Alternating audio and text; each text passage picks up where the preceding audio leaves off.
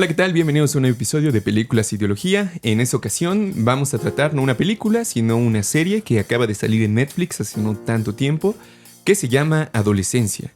Y bueno, es una serie que nos llamó la atención precisamente porque está teniendo un éxito y popularidad más o menos interesante. Se trata de 4 capítulos aproximadamente de 1 hora cada uno, en el que se nos narra un evento, en principio, muy sencillo.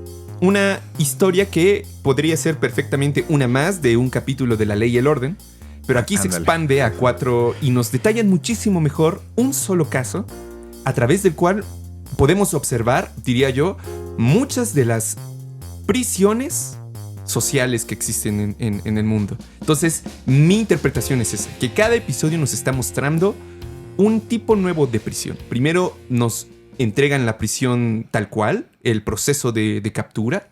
En el segundo episodio nos ofrecen más bien una vista a la correccional por dentro. El tercero nos deja ver a las escuelas, si no mal recuerdo. Y el cuarto, la familia.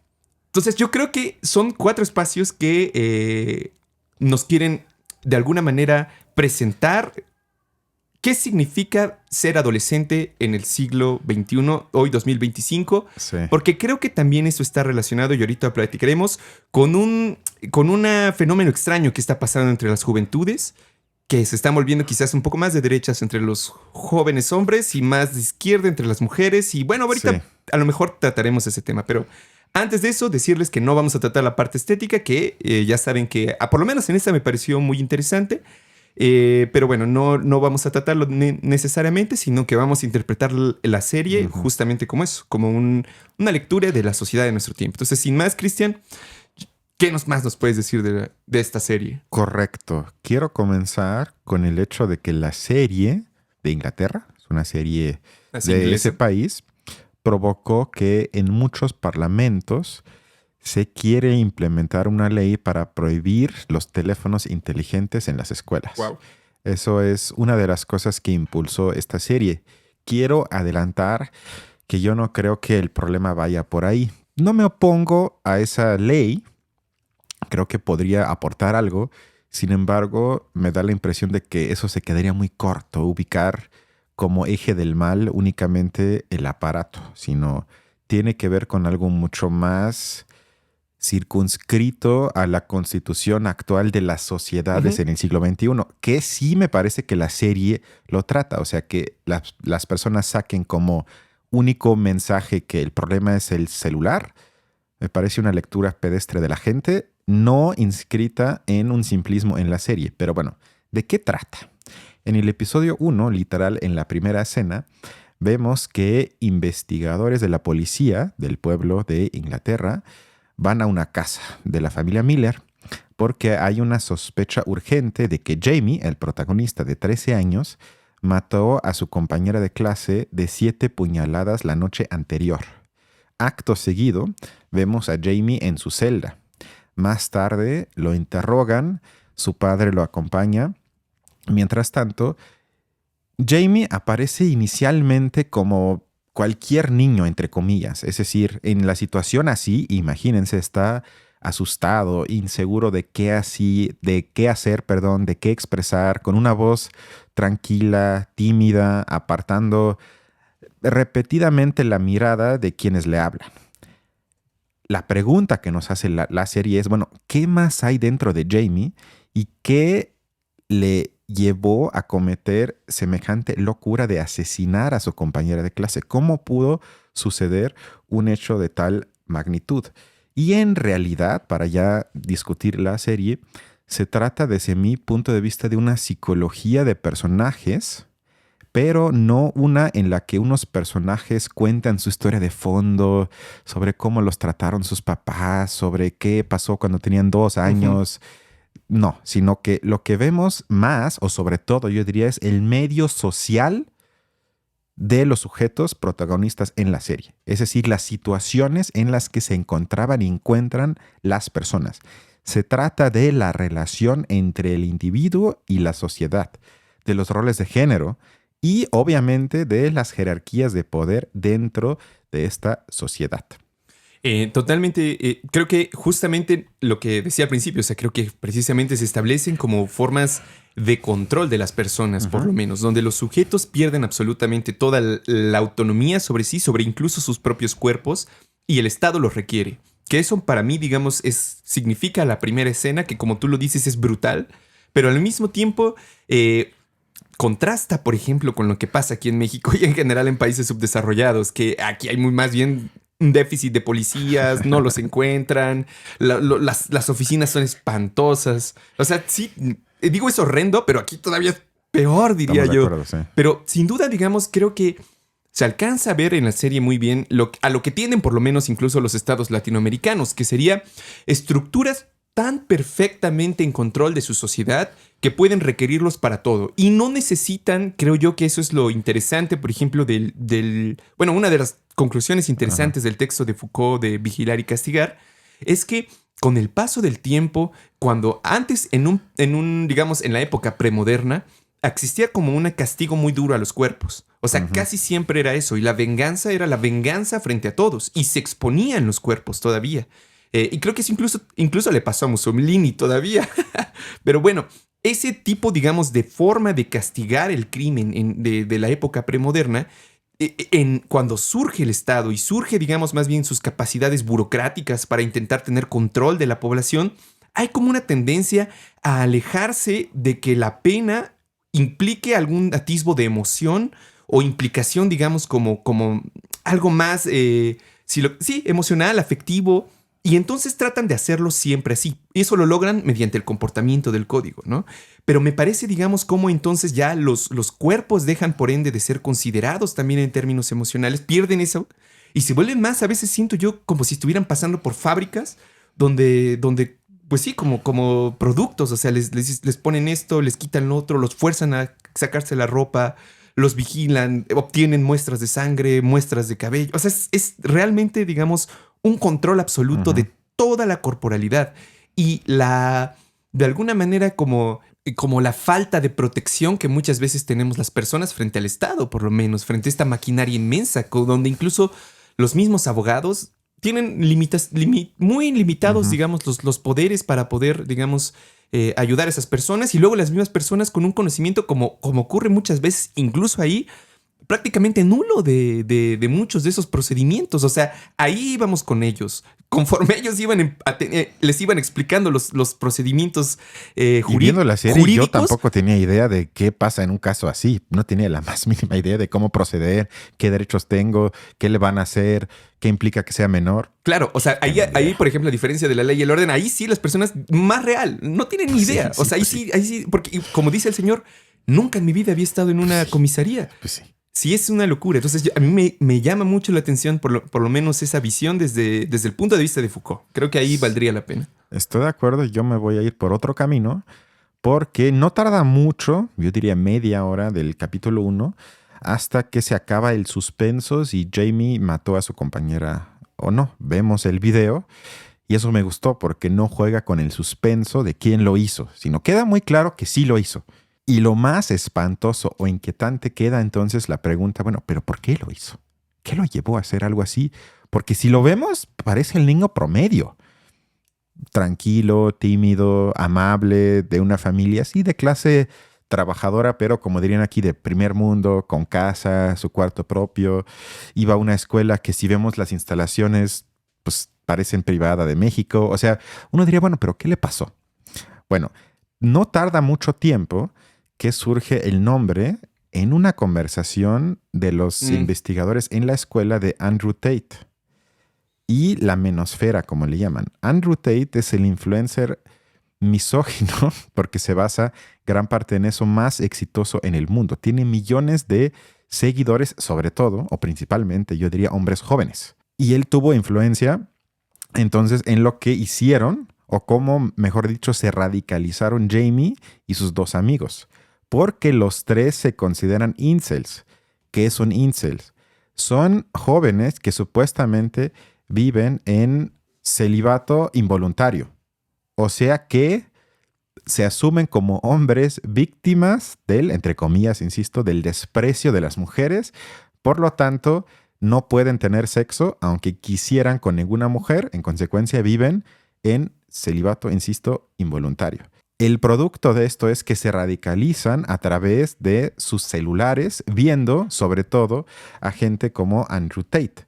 En el segundo episodio queda claro que los investigadores cuando llegan a la escuela, bueno, la escuela es un desastre absoluto, o sea, los maestros impotentes no saben qué hacer con el grupo, hacen lo que pueden, pero están absolutamente rebasados con la situación. O sea, culpar a los maestros sería también una absoluta injusticia, porque no pueden, en serio no pueden controlar el grupo, ni mucho menos evitar las peleas, pero más allá de eso vemos las constantes de rivalidades en la clase.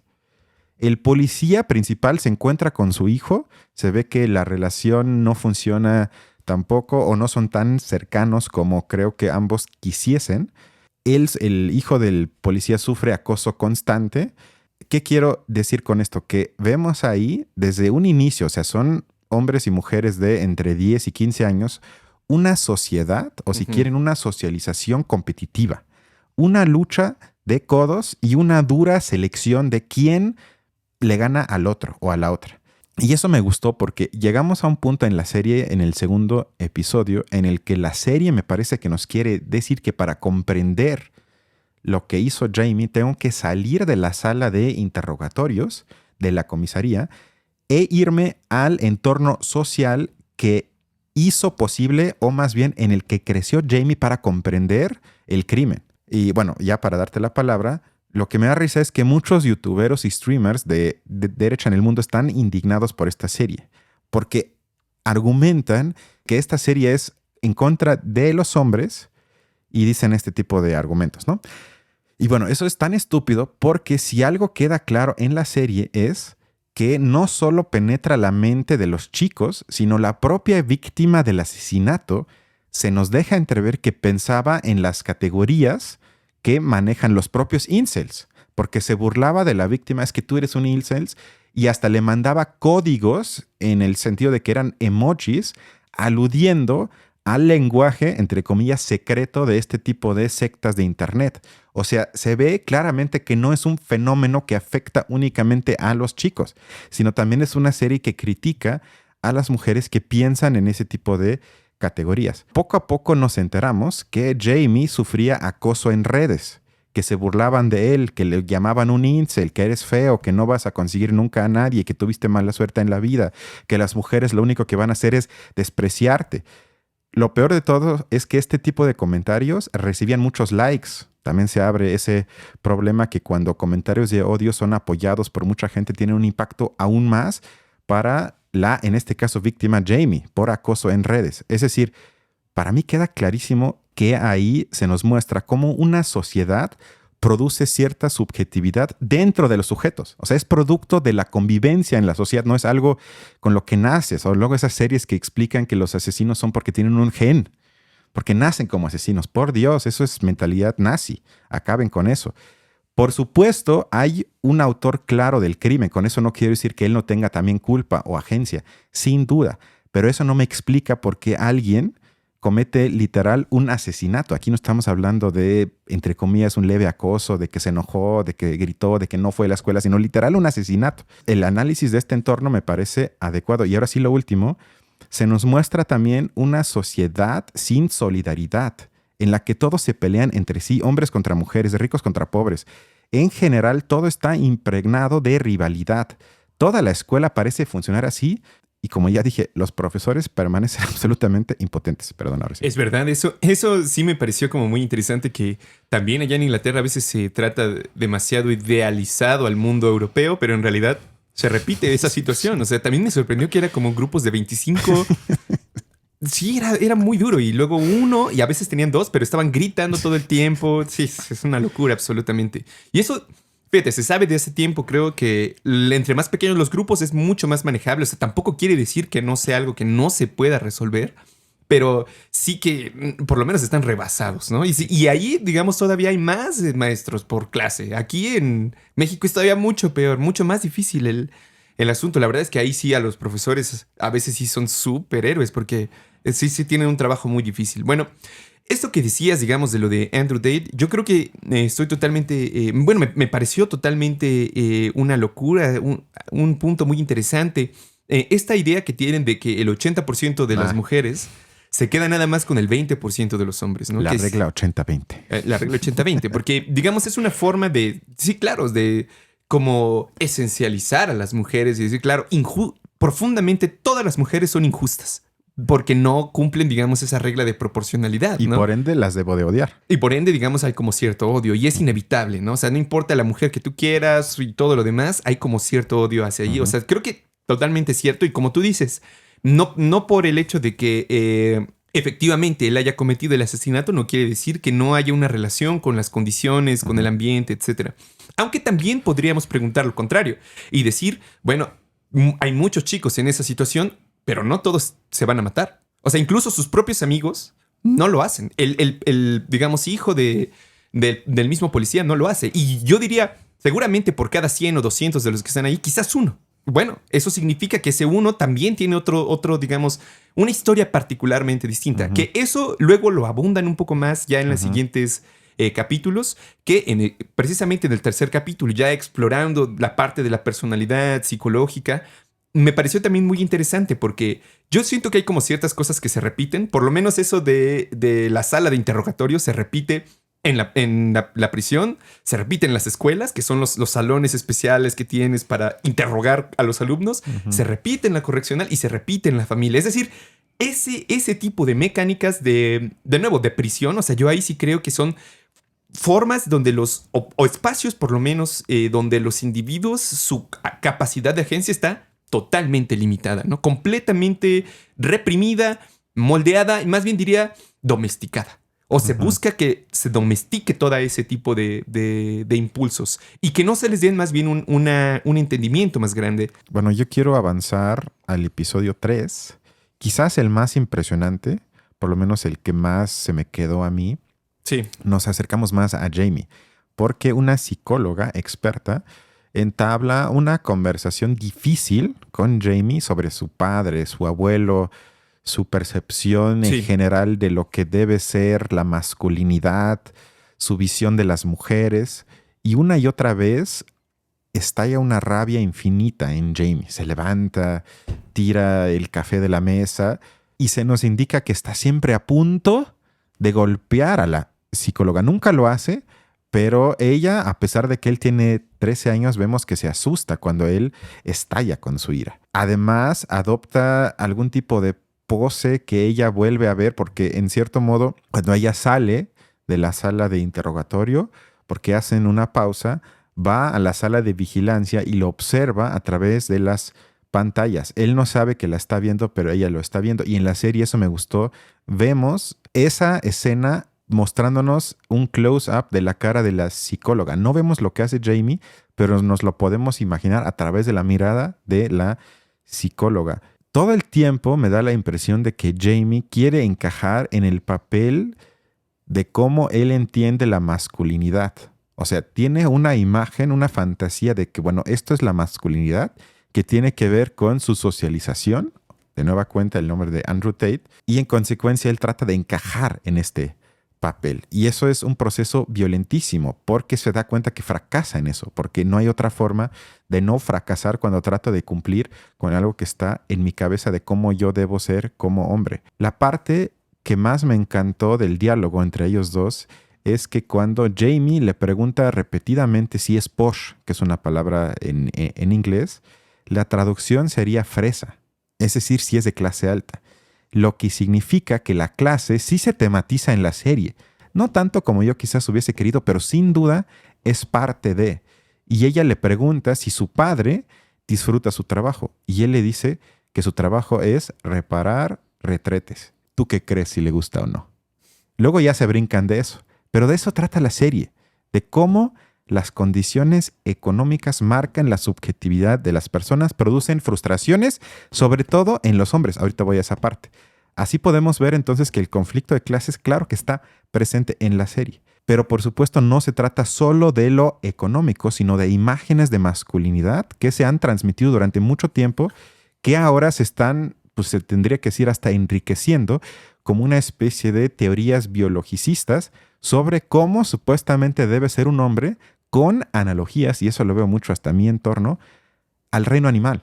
Ujú. Que se nos dice, es que mira el comportamiento de los leones cuando violan a la leona. Bueno, Ujú. si lo hacen los leones, ¿por qué tendría que ser prohibido para los humanos? Ese tipo de análisis, entre comillas, análisis biologicista, me asusta, pero permea en este tipo de entornos de los llamados o autonombrados incels. Yo no estoy tan de acuerdo con esa interpretación. Creo Ujú. que primero, ahí donde a lo mejor efectivamente creo que la película, la serie se Ujú. trata de hacernos ver que hay como cierta frustración o cierto enojo detrás de él y que no responde incluso a preguntas muy sencillas. Ujú. Pero también hay por lo menos yo lo vi así, un deseo de la psicóloga por comprender, y comprender significa, de nuevo, sujetar, tenerlo como bajo control, porque si yo comprendo todas tus ideas como si fueras un objeto más, entonces yo no necesito más de ti, no necesito de tu agencia, eres perfectamente configurable, domesticado, porque de alguna manera muchas de las preguntas sinceramente eran una tontería. O sea, ¿Cómo cuál, por ejemplo? por ejemplo, cuando le pregunta, eras así como, ¿te gustan los niños? Ajá. Sí. ¿Y quieres tener novia? Pues sí, ¿quién no? O sea, por ejemplo, esa pregunta en específico, me parece que justamente como que es un poco como la del retrato. O sea, y le gusta ese trabajo a tu papá. Desde un punto de vista como si tuvieran una conversación sincera de iguales, la otra tendría que haber asumido ya desde el principio que si está inclinado a eso, muy probablemente también va a mostrarlo. De la otra manera es un poco un insulto a su inteligencia. A decir que es demasiado tonto a lo mejor como para poder verlo. Y creo que ese enojo se ve constantemente, digamos, a lo largo de él. Por ejemplo, incluso se lo dice, le dice, eres tramposa. Hay como, no me quieres decir evidentemente, ¿por qué no me preguntas? ¿Por qué? Y de hecho le dice, ¿por qué en vez de preguntarme directamente qué piensas de las mujeres, si las odias o no las odias, la psicóloga prefiere, ¿y cómo está tu papá? ¿Y qué piensas de tu papá? ¿Y tu abuelo cómo se relacionaba? Es decir, que asuma una posición pasiva, que contestes las respuestas y que poco a poco ella va a ir creando así su mapa. Independientemente de eso, creo que en el fondo el punto es que se oprime su capacidad de agencia, o él mismo, digamos, su capacidad de contarse y explicárselo, de constituirse como una persona normal, se elimina. Porque entonces ya él está siendo así como de alguna manera, de nuevo, como un bicho raro, lo ven extraño, van a investigarlo, van a observarlo, no importa lo que él piensa, lo insultan su inteligencia constantemente, es decir, también hay una negación o incomprensión, yo lo veo de parte de la psicóloga. Ahí sí yo siento que sí hay, digamos, dudas que no alcanza ella a ver, que no lo alcanza a comprender, y que entonces como que en vez de pedir o una posición un poco más comprensiva con el chico, se vuelve más dura, más recia, más de nuevo, el sistema me está obligando a esto y si no me lo contestas te voy a amenazar con que va a ser mi última, voy a entregar mi informe, te van a meter aquí en la cárcel por mucho tiempo. No, yo no lo vi así. Yo siento que sí No, es, yo eso porque pasó justo bastante. no es una plática entre iguales.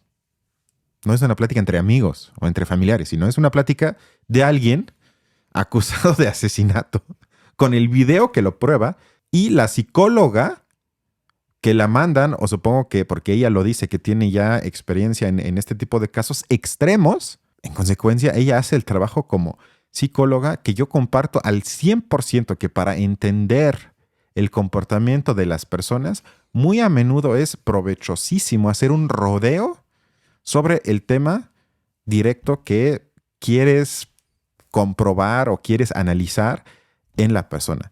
De hecho, al inicio se nos deja claro que lo tienen que analizar, entre comillas, dos psicólogos independientes uno del otro. Que el otro ya hizo su declaración final y que ella dice, bueno, es que yo no estoy segura, yo necesito más tiempo. No es la única vez que habla con Jamie. Por lo tanto, no veo que aplique lo que tú dices, sino, claro, que ella trata de incomodarlo para ver cómo reacciona ante ser incomodado. Y una cosa es que te incomoden y contestes y otra cosa es que te pongas loco como él. O sea, porque no se justifica su comportamiento ante las preguntas. No es que le falte el respeto. Tal vez yo podría decir que a veces hay gente que yo siento que me trata de insultar a vez de una pregunta que no tiene lugar, No, pero no por eso me levanto, comienzo a gritar y casi amenazo pero violentamente a la persona. Pero lo haces, digamos, si por ejemplo, amenazan a tu país. o amenazan a tu familia. O en el Yo no tengo país para Espérame. comenzar. O en el caso, digamos, de Jamie, Ajá. que estaba insultando a su papá. Porque en el fondo, digamos, muchas de las preguntas de la psicóloga, sin ser tampoco un genio, él siendo un niño se da cuenta, van dirigidas a la idea de, claro, tu papá te educó así, tu papá debe ser un macho terrible, vamos a investigar cómo es tu papá y luego tu abuelo, a ver cómo fue tu abuelo. Pero, por ejemplo, ahí, la pregunta por la mamá también me parece que faltó.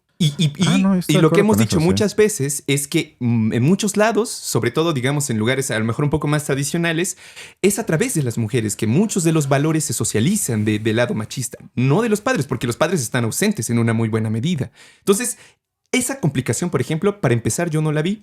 Y segundo, ese, digamos, fácil crítica, fácil deducción de que vas a criticar a mi papá, de soy machista, yo también lo soy.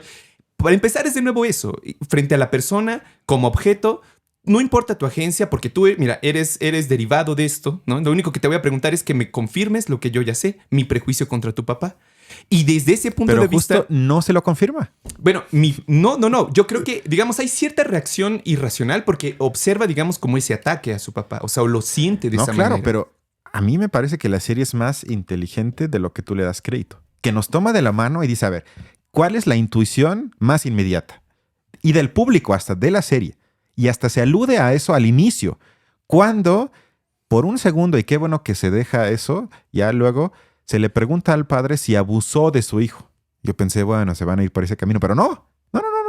No abusó del hijo, no nada más eso, sino que el propio hijo le puede explicar razonablemente por qué su papá era un, entre comillas, buen padre. Podemos discutir qué significa eso, pero de hecho la serie con eso, esa es mi lectura, quiere clarificar que no es eso.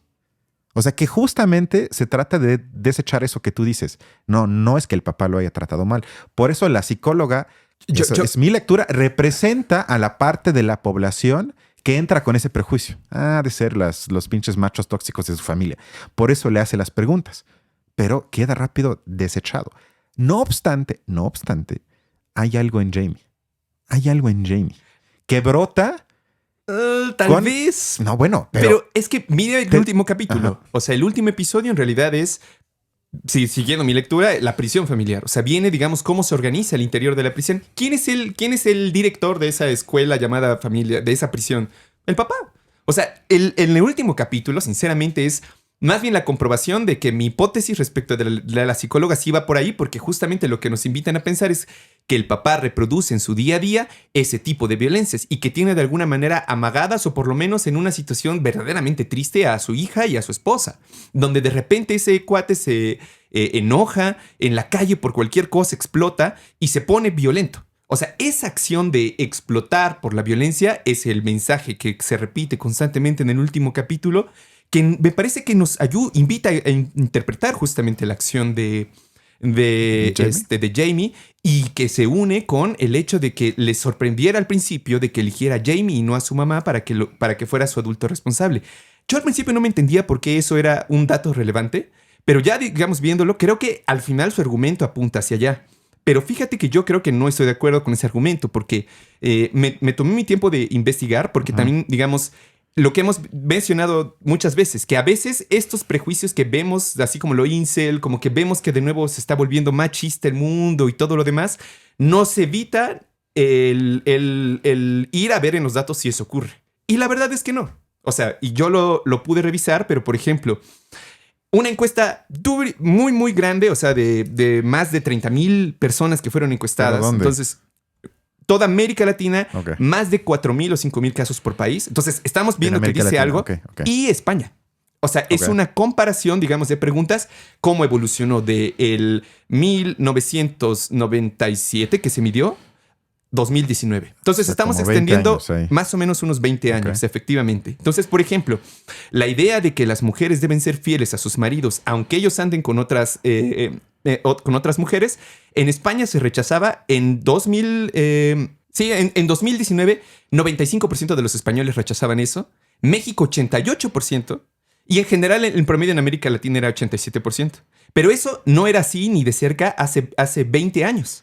Hace 20 años, más bien, solamente el 30% de los mexicanos rechazaba que eso fuera así. Significa que hay un 70% que pensaba que efectivamente al hombre se le podía permitir tener, digamos, algo distinto con otras mujeres, ¿no?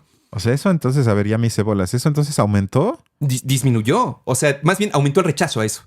Eso es a lo que voy. Por ejemplo. De 80 a 30. Así es, Ok, efectivamente. ya, O, por ejemplo, el apoyo al aborto, que pasó en México del 35% en 1993 al 66.2% en 2019. Entonces, eso es prácticamente el doble. O sea, creció al doble el apoyo en eso.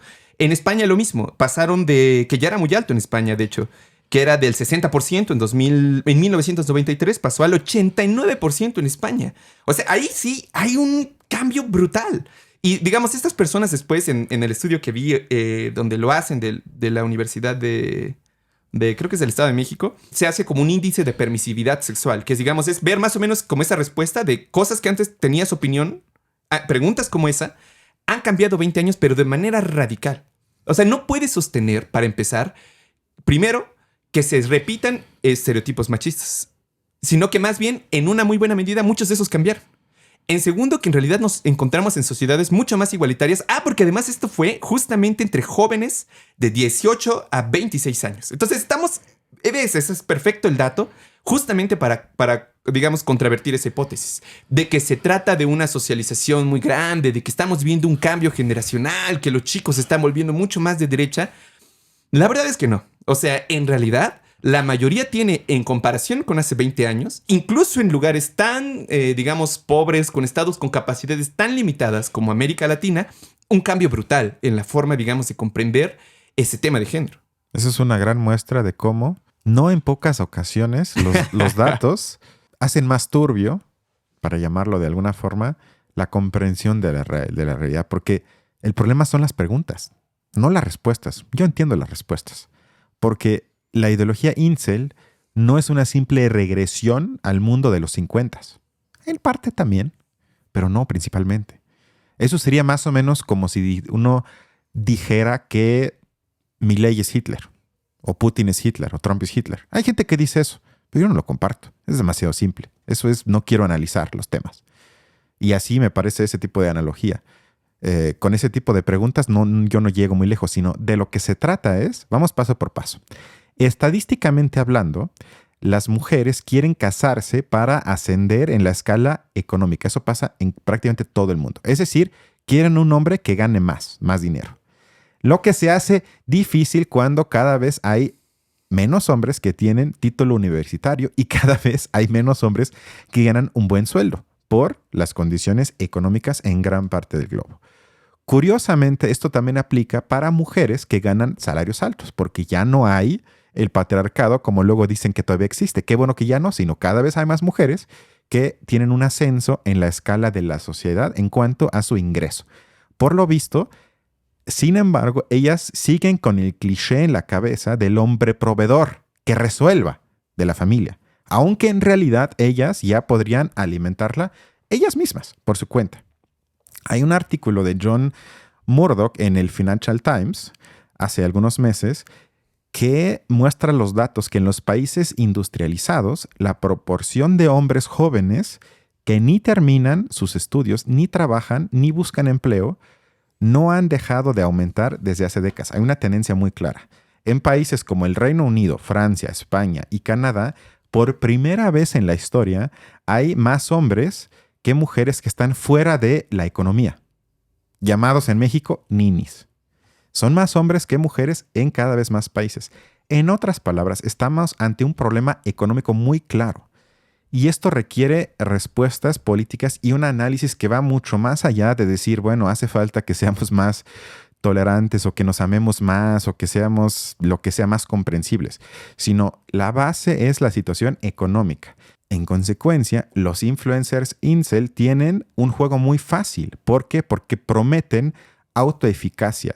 Dicen, hazte independiente, fórmate, ármate, ve todo el mundo como un competidor, ve a las mujeres como enemigas y entonces tendrás éxito. O sea, negar la ola antifeminista en casi todas las partes del mundo me parece una estupidez de proporciones que ni siquiera puedo dimensionar. No, pues o sea, es que no estás entendiendo los datos, ese es el problema. Pero lo que yo te estoy diciendo es, espérame, es que en primer lugar, Por ejemplo, digamos, te acepto el punto Ajá. de que puede que las preguntas sean así, Ajá. pero en el fondo, digamos, va más allá de eso, diría yo también, que de las mismas preguntas. Tiene que ver más con que prueban, como las preguntas de la psicóloga, cómo es la posición de las personas frente a esa desigualdad de poder. O sea, y cuál es como la orientación en general. Entonces, por ejemplo, aun cuando sea trillado y constante y todo lo demás, saber que en el 93, 58% de los escolares mexicanos rechazaban el aborto y en 2019 lo hace nada más el 40%, más allá, digamos, del análisis particular que hacen o cómo se explican eso, ya significa, digamos, que sus formas de pensar implican no una control sobre el cuerpo femenino en ese punto. O sea, ese abandono que que aún así sigue siendo muy alto desde mi punto de vista, 40% es mucho para los jóvenes, pero ese cambio yo creo que no puede ser obviado y que más bien debe ser reflexionado. ¿Por qué está ocurriendo eso? Y por ejemplo, lo de Andrew Tate que mencionabas. Ajá. Bueno, en una muy buena medida, ¿por qué se da, digamos, este fenómeno del machismo, sobre todo en jóvenes, digamos, como que de repente, ¡pum!, saltan? Lo que hablábamos Ajá. antes del programa. No es porque estén sosteniendo un convencimiento pleno respecto de cómo funcionan los géneros. Es todo lo contrario.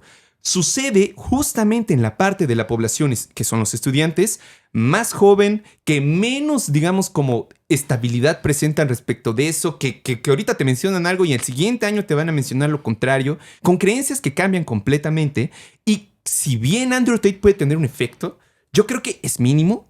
Le apunta a esa sección de la población que también es mínima y no perdura en el tiempo. O sea, si ahorita tiene un efecto, a menos que haya, digamos, mecanismos que refuercen esa clase de mensajes, como creo que sí los hay, lamentablemente, pero si no fuera por eso, se fragmenta en una muy buena medida. La socialización de las relaciones entre géneros ya es muy distinta. O sea, yo ahí sí me acerco más bien a el análisis a lo mejor muy formalista, pero desde mi punto de vista que explica más, marxista, de decir, estas clases de oposiciones se están disolviendo. Es natural ver que se disuelvan. Lo que más bien permanece en el fondo es una división de clases. O sea, lo que yo creo que nos vemos en la película es un caso interesante, pero es un caso que es de una población muy pequeña, que además esa es otra. O sea, esto de que el padre tiene el control, si en España el 90% casi de la gente ya no piensa así, en Inglaterra debe ser mayor. Es muy difícil que te lo encuentres Es que así. mi lectura es otra que la tuya. El capítulo último, que me voy a brincar porque lo quería comentar al final. Venga, venga. Yo no veo que se nos muestra que el padre tenga el control. Lo contrario, no tiene el control, sino su frustración es producto de que se da cuenta de que no tiene el control. Pero la intenta, pero por eso se frustra, porque lo intenta. Es un capítulo trágico sobre el fracaso del papel que el hombre cree tener cumplir por una imagen de masculinidad que tiene en su cabeza, que existe todavía en muchas partes, y la no realización en la realidad. Vemos cómo entra a la tienda como una especie de Home Depot y lo reconocen. Luego cómo persigue a los que le rayaron su camioneta, ¿no? Creo que le pusieron pedófilo o algo así. Cómo busca restablecer un supuesto honor que quedó manchado sobre su casa familiar, pero vemos cómo fracasa. Para mí es mucho más ambiguo, minucioso, delicado de lo que tú lo ves, porque en la mirada de la esposa se reflejan para mí tantas emociones y tantas miradas de lo inteligente que es la serie, porque la mujer lo ve sin duda a veces con miedo, a veces con amor, a veces con lástima, y se va intercalando de decir, es que te amo, pero ¿por qué eres así? No dice una palabra en casi todo el último capítulo, ya cuando él se vuelve, entre comillas, loco, pero vemos la mirada de ella. Y lo trágico que ella ve a su propio, supone, jefe de familia y cómo fracasa una y otra vez en cumplir lo que la sociedad le dicta que supuestamente tiene que cumplir. Eso es mucho más complejo que decir, bueno, él es el jefe y entonces se enoja y como él se enoja le enseñó eso a su hijo y por eso su hijo asesina. Porque, a ver, tú hablas de machismo. Eso no es machismo. Lo que vemos en la serie es misoginia. A ver, el machista tal vez habla, cito, yo no hablo así de pinches viejas, la mujer está mejor en la cocina, las mujeres son más histéricas. Todo eso es machismo. Yo no lo defiendo, obviamente. Pero no es lo mismo que el feminicidio, la misoginia. Eso es otro nivel. O sea, el machista clásico, en México tenemos grandes ejemplos de eso, de los 60, 70, 80, que hablaba de chavitas y la jovencita y todo eso.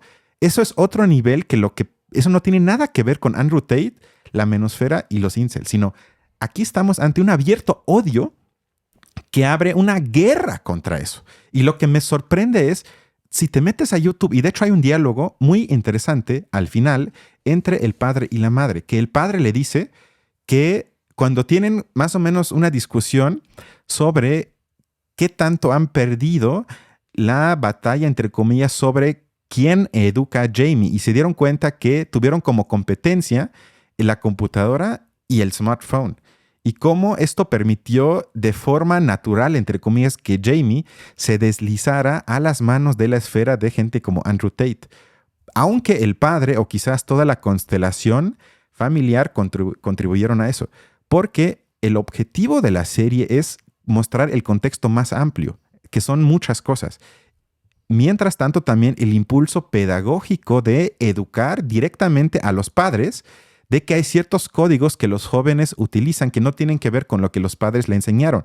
Y que no solo los chicos a los que les gusta ver, y eso lo dice el padre, que él, como se ve que va al gimnasio, de vez en cuando hacía búsquedas en YouTube de videos sobre deporte, fitness, de cómo mantenerse en forma, que no pasa nada con eso.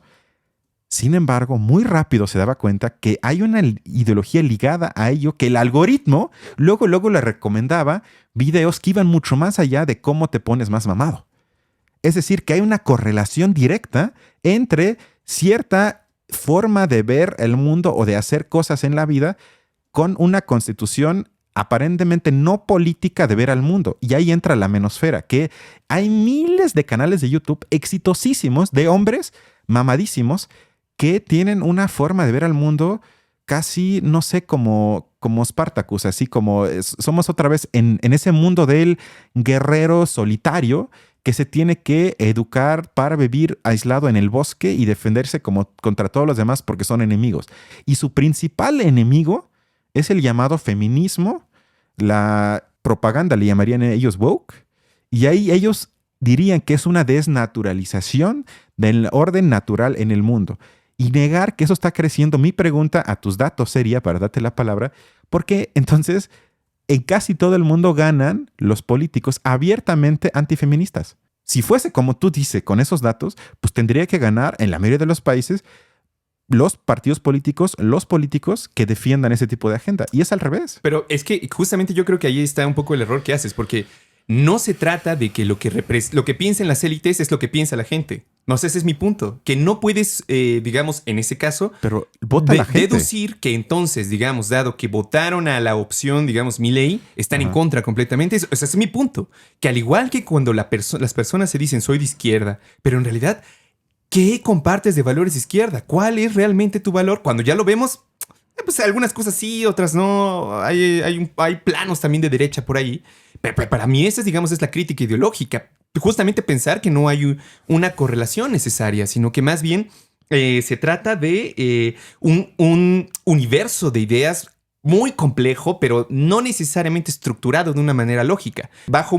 Repito, es decir, cuando las personas dicen, por ejemplo, que vemos como movimiento que tú dices, que de repente hay como muchos contra el feminismo, que no sé qué, bueno, habría que preguntar en realidad qué tienen en mente las personas con eso o qué están, digamos, como pensando. Porque seguramente si hablamos, digamos ya en concreto, muchos te van a decir, bueno, no soy feminista. Ah, bueno, pero ¿y entonces tú defiendes que la mujer en la casa debe ser...? No, pues no, tampoco. O sea, cada quien su trabajo o cada quien lo suyo. O si ella ya lo hizo, pues bien, ¿no? O esta opinión que normalmente nos encontramos incluso a veces que a mucha gente le molesta, por ejemplo, que a veces a algunas mujeres les dan eso por ser cuota de mujeres en vez de que sea algo como por su propio esfuerzo o algo así. Eso, por ejemplo, es una forma de criticarlo más bien basado en la meritocracia, pero no necesariamente, digamos, por su cuestión de género. O es decir, ya yéndonos por tema, ya yendo a ir cosa por cosa, yo creo que en sí, en general, es natural también pensar que, por ejemplo, las personas aquí en la ciudad que tienen más recursos, que fueron a la escuela, que eso también es importante. ¿Cómo no tenían... Bueno, que digamos, cumplieron toda una serie, digamos, en comparación con muchas otras personas que la verdad es que no lo pueden lograr, ¿no? Pero, por ejemplo, esto que decía de que no tenía amigas, ¿no? Que no tenía ese contacto. Bueno, pues si ni siquiera te asistes a la escuela o en espacios así, pues es mucho más difícil que puedas desarrollarlo. Pero, ¿te acuerdas esto que mencionábamos como en Alemania justamente las partes más racistas son también las que menos contacto tienen con sí, extranjeros. sí. Entonces, justamente en las escuelas, como desde hace ya, por lo menos aquí en México, unos 60, 70 años, eso cada vez va cambiando. Hay mucha más interacción entre mujeres y hombres. También disminuye las posibilidades de que los prejuicios así se generen tan fácil. O es decir, si bien yo veo ese... coincidimos, digamos, y eso es imposible negarlo, de que sí hay un aumento de políticos que se dicen antifeministas, yo dudaría primero de que en serio las personas estén convencidas de todo. Yo diría que más bien es diferente, profundamente diferente la ideología de élite de las demás o público general. Y segundo lugar, donde sí a lo mejor estaría de acuerdo contigo, es en el sentido de que ese malestar que se siente tiene que ser interpretado y que si no hay, digamos, una teoría que te lo trate de explicar de una manera adecuada, lo que va a pasar es que, claro, el primero que se acerque y que te explique por qué está y cuál es la solución que tienes que hacer, es mucho más fácil que te... Y justo es mi punto, que dices lo correcto de forma incorrecta. Es que efectivamente hay una, vamos a decirle, diferencia cualitativa entre la élite y la población. Aunque bueno, también tendríamos que discutir qué es élite, pero bueno, para no entrar en eso, sin duda eso es cierto. Sin embargo, el fenómeno de la ideología incel, la menosfera, todo eso, es un fenómeno de la no élite. No tenemos un presidente en el mundo que se asuma como incel, o que hable en sus discursos de la regla 80-20, o que diga que eres un guerrero solitario y debes de odiar a las mujeres. Claro que no. Tienes, con excepciones, ¿no? Creo que los más vulgares serían Trump, Milei, pero ni siquiera ellos llegan a esos niveles. Sino ellos son conservadores más clásicos. Dirían no al aborto, ya se pasaron las mujeres, ya estuvo muy bueno, ya no le quieren llamar feminicidio al feminicidio. Tienen ese tipo de lucha cultural, sin duda. Pero no llegan a esos niveles, claro que no. Sino eso es un fenómeno precisamente de la no élite. Y eso es exactamente para mí el punto tan fascinante de la serie, que apunta a algo que desde mi visión no se tematiza lo suficiente, sino está abortando por ahí. Y sí, hay uno que otro artículo crítico, que de hecho voy a poner un link sobre un estudio de los incels en el continente, digamos, a América del Sur, que también trabaja con encuestas y todo. De haber sabido que sales con encuestas lo iba a creer, pero ya sería demasiado. Pero ahí queda muy claro de cómo eso efectivamente permea en la gente joven. El otro punto que quería hacer es que se trata del capital estético en todo eso, que es cada vez más importante tanto para las mujeres como para los hombres. Y esto se debe a que estamos constantemente comparándonos en las redes, en Instagram, TikTok, haciéndonos todo el tiempo la pregunta: ¿tengo un aspecto físico lo suficientemente bueno, entre comillas, para la sociedad y sus exigencias? Esta es la pregunta que se hace Jamie y se la responde a sí mismo como no. No, yo soy feo. Se nos deja entrever eso. Él cree que es feo y los demás se lo confirman, lo que lleva, en parte, a que se radicalice aún más. Es un problema muy real que experimentamos muchos en el día de hoy y, por supuesto, recibe muy poco apoyo con este tipo de problemáticas. A la mayoría de la gente eso no le importa. Ese es el punto, que creo que se ve cada vez con más fuerza, que a los jóvenes ya no se les percibe como parte importante de la sociedad, que envejece, sobre todo en países del continente viejo. Eso por un lado. Por el otro, creo que es especialmente evidente en la relación de la sociedad con los hombres jóvenes, que se les habla en todo caso como un problema en potencia. En el afán de la izquierda de obsesionarse con la política identitaria de grupos minoritarios y afectados, no figura el grupo de los hombres jóvenes, a pesar de ser la mitad de la sociedad, un grupo muy importante. Ustedes, la gente que nos ve y escucha, o tú dime un ejemplo que se le hable políticamente a ese grupo de personas. Únicamente lo hace la extrema derecha, tipo Milei, tipo Trump, o los influencers como Andrew Tate. Pero no se les habla. En todo caso, se los manda a las fronteras de las guerras para que mueran, y si sobreviven se les dice que además son tóxicos. O sea, son un problema en potencia. No se les habla. Claro, me van a decir que hay uno que otro excepción a eso, pero la tendencia general es que es un grupo que se ha olvidado y que es afectado, y en eso estamos de acuerdo, por la base económica de la sociedad. Una gran parte de los hombres y mujeres, pero de las mujeres por el feminismo sí se habla mucho, pero ¿qué pasa con todos los hombres que no tenemos capital, que no tenemos una herencia y que por lo tanto tampoco tenemos poder en esta sociedad? No se nos habla. O, bueno, sobre todo a los más jóvenes, todavía menos. Es que son sobre todo los más jóvenes. Son todos los más jóvenes. ¿Dónde están presentes en los debates políticos? Para mí no están. Y esa es la situación delicada que se muestra en la serie. desde mi punto de vista, justifica su importancia. O sea, yo creo que ahí sí coincidimos en el sentido de que, bueno, definitivamente creo que el origen de este malestar, por más que a veces pareciera ser, creo yo, una cuestión de género, en el fondo es una cuestión económica. O sea, Estamos de acuerdo, es el resultado del neoliberalismo. O sea, y de del que capitalismo, sí. Sí, del capitalismo, pero en particular de este periodo de neoliberal acuerdo, sí. que surge después del estado de bienestar. O sea, yo creo que en eso sí coincidimos y que justamente lo vimos en las elecciones alemanas. O sea, los jóvenes más económicamente con dificultades son también los que votaron a las extremas, en general, izquierda y derecha. Entonces, definitivamente que ahí hay un elemento muy fuerte que se ve en la película también. A lo mejor combinado con una fuerte incapacidad teórica de explicarte a ti mismo lo que vives, ¿no? O sea, también eso es yo creo que importante, pero sí que veo reducido, digamos, su explicación en términos de sociedad por el hecho de que se enfocan en ese grupo con el papá tan tradicional. De nuevo, o sea, si hay familias así en Inglaterra, yo creo que ya deben ser muy pocas. O sea, esa es una parte aún así importante porque significa que la sociedad sigue produciendo ese tipo de gentes. Pero no sé, digamos, sobre el alcance. Eso es lo que me... No, pero lo que... Espérame, déjame terminar. O sea, pero, sin embargo, donde creo que, digamos, hasta donde pueden unirse nuestros análisis, se debe sobre todo en el papel que cumplía la familia y que después va desapareciendo o que se va disolviendo de alguna manera. Que esto que decías que es una especie de agencia para que puedas aprender cómo vivir posteriormente. Y que justamente lo que coincidíamos es que de alguna manera las redes sociales y todo está sustituyendo. Y lo que yo te decía es que además yo veo una diferencia crucial entre un poco lo que narramos aquí, que son películas, series, este tipo de productos culturales que se ven directamente y que tratan de mandar el mensaje directo, de cuestionar directamente, y que yo digo que tienen cierto efecto, pero es muy, muy, muy velado respecto de el efecto que sí tienen los grupos como que se dan en las redes sociales como Facebook e Instagram principalmente, porque ahí te decía que no es el contacto del individuo con el producto cultural, con el argumento, lo que tú quieras, sino es el individuo y cómo yo actúo aparentemente para mí, pero en realidad es constantemente para un público que se ve en Facebook, ¿no? Y ahí está mi feed, mi foto de perfil, lo que publico, la calidad de las cosas que publico y que también, y eso es real, si yo publico algo en Twitter o en cualquiera de esos lados que no le gusta a la gente, me van a excluir. Y eso, digamos, a nosotros nos pasa constantemente en redes, los ataques y todo esto. Bueno, eso... A lo mejor a nosotros no nos preocupa tanto porque sabemos que justamente no dicen nada algo esencial en lo que realmente nos preocupa.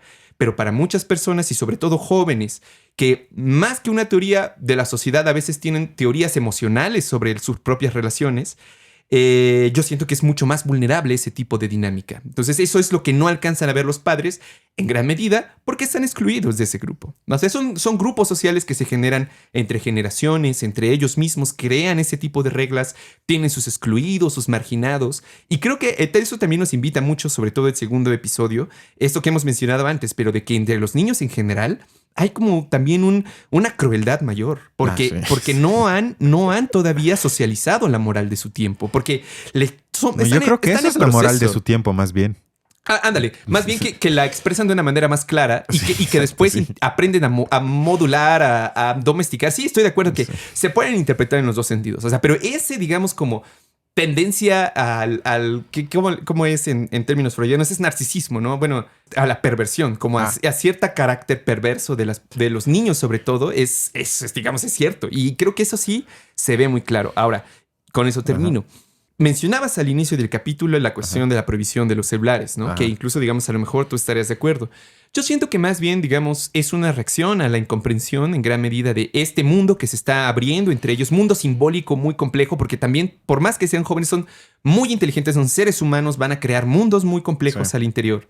Pero yo creo que ahí más bien la cuestión es no la prohibición necesaria, sino más bien lo que he mencionado muchas veces, que por ejemplo cosas como la IA solo reemplazan lo que ya podía ser reemplazable desde antes, o ya lo era. O era en fábrica, era muy estándar, era cosas así, como por ejemplo en la educación, la idea de que aprende todas las fechas, esto, lo otro.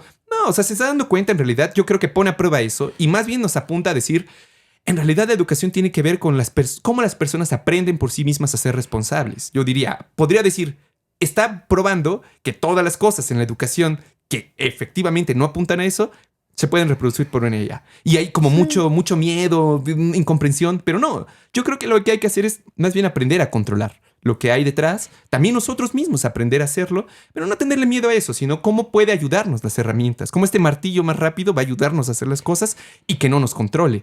Ahora, bueno, ahí acabaría porque entonces también sería ingenuo mi punto de vista y yo lo admitiría en el sentido de que ese tipo de tecnologías no se controlan hoy en día casi en sentido personal, sino más bien es un control que da el mercado y que va a definirlo en función. Que no es producto de la IA, sino está programado para favorecer cierto contenido y meterte en eso. Sí, ahí o sea, sí tendríamos... Yo también, eso de la prohibición me parece siempre muestra de impotencia ante algo, que tengo que prohibirlo. Y todo el mundo sabemos que si le prohíbes algo a niños con más rosa, lo van a hacer. Adquiere una fascinación aún mayor. O sea, por ahí no va. Es algo de clásicos políticos conservadores que piensan que vamos a prohibirlo y con eso ya está fuera del mundo. Lo fácil, ¿no? O sea, lo único que les falta... Y creo que había gente que quería prohibir la pobreza. Pues va, ya la prohibí, entonces ya no existe. Todos los pobres encerrados.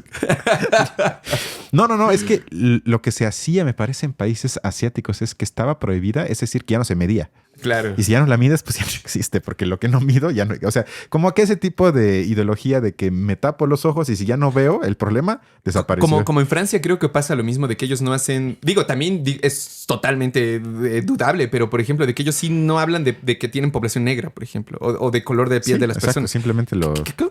Todos somos iguales, no, eso no existe. Bueno. Exacto. Si ya no lo analizo, entonces deja de existir. Pues no. Como muchos lo quieren hacer hoy con el capitalismo. Ya no hablo, ya lo declaro como superado. Bueno, un problema menos, ojalá. Bueno, yo ya para terminar, 3 cosas. El primero tiene que ver con lo que dijiste sobre el padre. Porque ya en los diálogos finales, cuando conversa el papá con la mamá, dejan clarísimo que el padre siente culpa por haber estado ausente. La pregunta es, ¿por qué está ausente? Porque trabaja mucho. Dice, bueno, es que yo trabajaba todo el día, llegaba a la casa a las 10 de la noche y Jamie, ¿qué estaba haciendo? Estaba en su cuarto viendo la computadora, desvelándose seguramente, pero el contacto de Jamie con su papá, que no por eso automáticamente hubiese sido mejor, sin embargo, la no presencia del papá en la vida de Jamie tiene que ver con la estructura económica de la sociedad. Se la pasaba reparando baños. Trabajo muy digno, seguramente, dirían los académicos. No, pero la dignidad, el trabajo manual, váyanse al carajo. Es un trabajo indignante, de baja paga, con muchas horas de trabajo, que le impidió al papá estar más presente en la convivencia con sus hijos, porque también hay la hermana de Jamie que sufre, pero eso sería otro tema. El segundo punto es que una escena que me conmovió mucho fue cuando el funcionario del centro de detención de menores que vigila las pantallas también se siente solo. Se le ve acercarse a la psicóloga desesperado, hasta se podría decir de forma inoportuna, sin embargo al mismo tiempo muy comprensible, con la esperanza de al menos hacerse notar por una vez. Es decir, ahí se muestra para mí la relación de poder entre hombres y mujeres y cómo eso ya ha cambiado. Porque ¿quién tiene el poder en esa escena? Ella. Tienen un diálogo que el guardia le dice, yo odio mi trabajo, gano muy mal, si quieres cambiamos. Ella le dice, a mí sí me gusta mi trabajo. Y sin que lo diga nos queda claro que gana mucho más que él. Su único trabajo es ver las pantallas, vamos a decir 8 o 10 horas al día, y casi no habla con nadie excepto hola y adiós. Está desesperado de tener contacto humano. Se muestra orgulloso de que leyó un libro sobre comportamiento psicológico. Trata de ilustrar a la psicóloga. Y por favor, eso no es mansplaining, sino es una escena trágica de cómo alguien está aislado de vínculos que valgan la pena con otros humanos por la condición económica, por el trabajo que ojalá un día lo hagan robots y no humanos, de vigilancia. De los peores trabajos que hay en México también está lleno de ese tipo de gente que su único trabajo es estar parado 10 horas sin hablar con nadie. A veces ni siquiera les dan un asiento. Terrible, con una paga que ya todo el mundo se puede imaginar. Y esos son hombres. Son hombres.